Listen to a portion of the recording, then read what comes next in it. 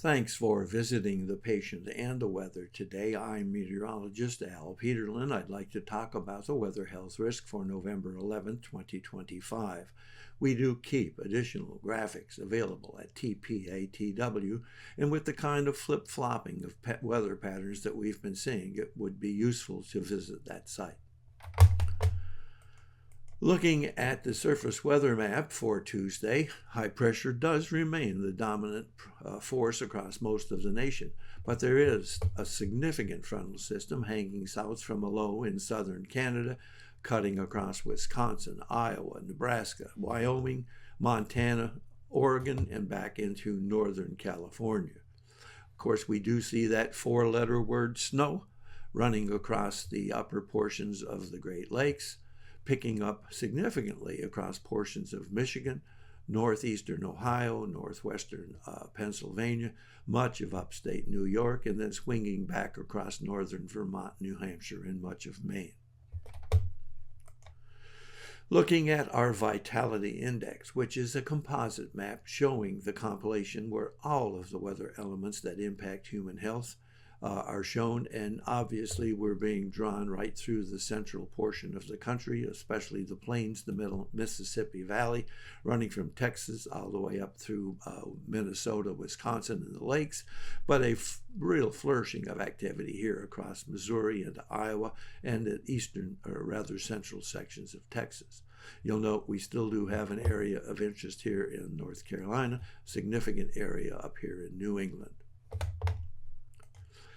Looking at pressure change, and pressure change is that one weather element that seems to impact the most people, and that we have falling pressure here in Oregon and along the coastal portions of northern California.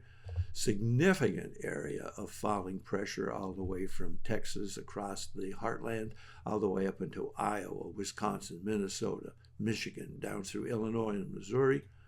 and swinging then back off into the northernmost portions of New England.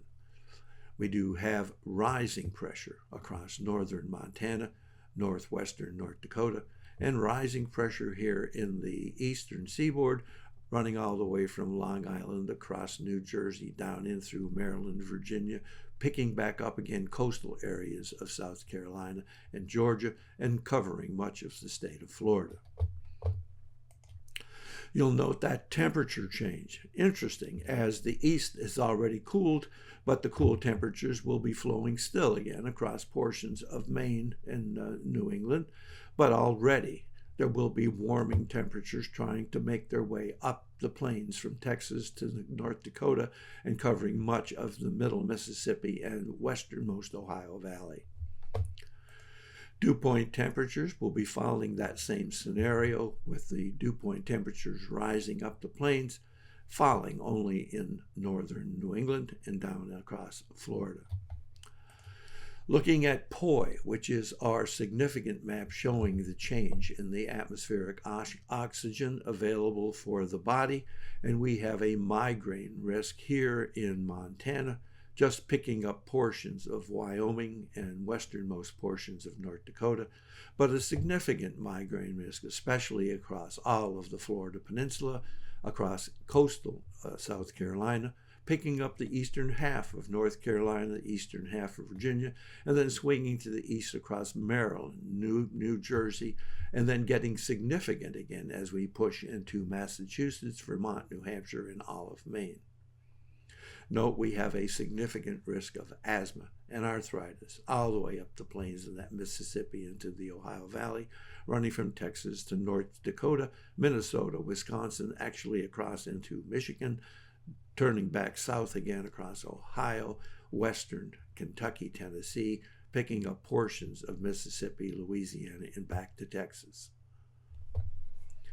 Thanks for visiting the patient and the weather. Your comments are appreciated. And if you hurt, won't you tell us where you're located?